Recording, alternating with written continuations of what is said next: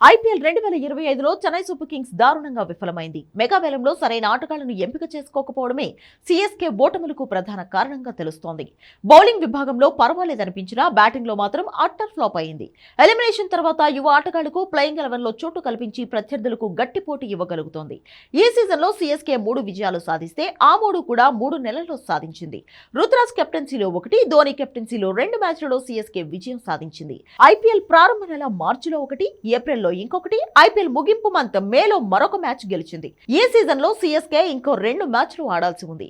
IPL 2025లో CSK తాను ఆడిన మొదటి మ్యాచ్ లో ముంబై ఇండియన్స్ పై విజయం సాధించింది.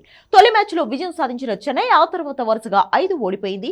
లక్నో సూపర్ జైంట్స్ పై రెండో విజయం సాధించిన చెన్నై 4 మ్యాచ్లు ఓడి కేకేఆర్ పై విజయాన్ని అందుకుంది. సీఎస్కే మిగతా 2 మ్యాచ్లలో రాజస్థాన్ రాయల్స్, గుజరాత్ టైటన్స్ తో తలపడనుంది.